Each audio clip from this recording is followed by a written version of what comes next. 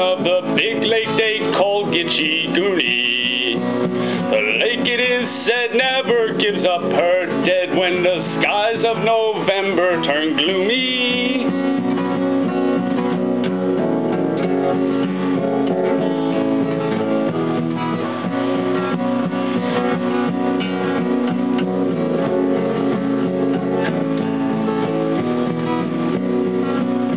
With a load of iron ore and 26,000 tons more than the Edmund Fitzgerald weighed empty, that big ship and true was a bone to be chewed when the gales of November came early.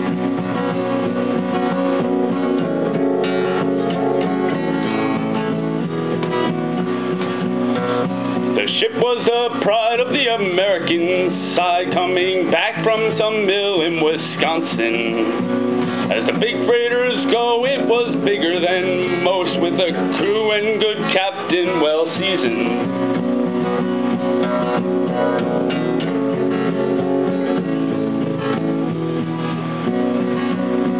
Concluding some terms with a couple steel firms when they left fully loaded for Cleveland.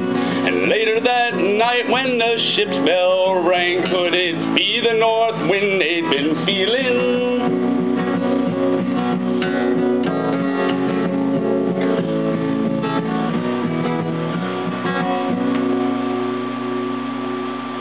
The wind in the wires made a tattletale sound, and the wave broke on over the railing.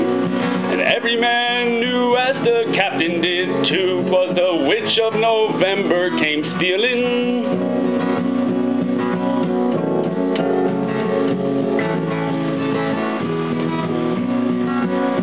The dawn came late and breakfast had to wait when the gales of November came slashing. When afternoon came, it was only freezing rain in the face of a hurricane west wind.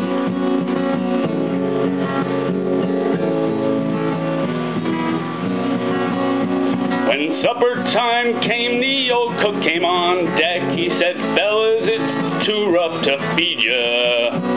At 7 p.m. a main hatchway caved in. He said, "Fellas, it's been good to know ya."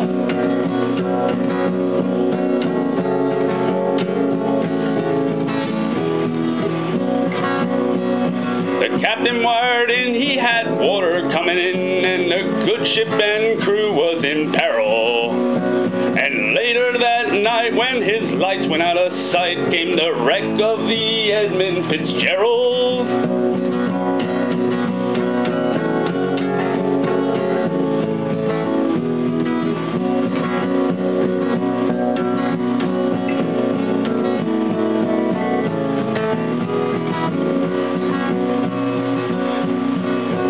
Does anyone know where the love of God goes when the waves turn the minutes to hours? The searchers all say when they made Fish Bay, it'd been put 15 more miles behind her.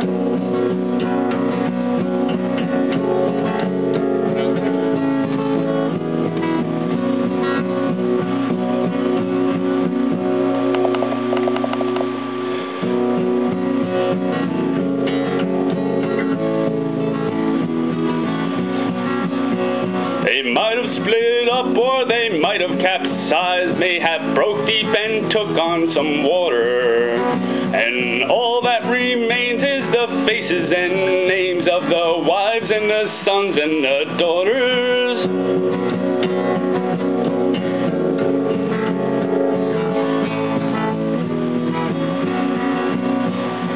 Lake Huron rolls and Superior sings in the rooms of her ice water mansion. Old Michigan steams like a young man's dreams, and the islands and bays far for sportsmen.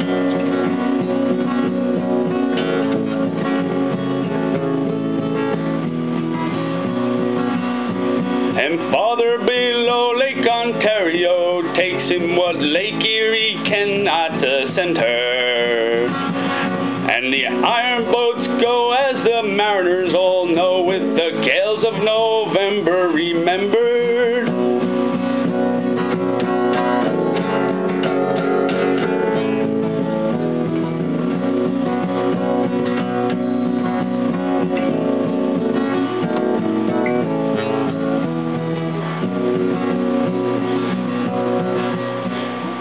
musty old hole in Detroit, they prayed in the Maritime Sailors Cathedral. The church bell chimed till it rang 29 times for each man on the Edmund Fitzgerald.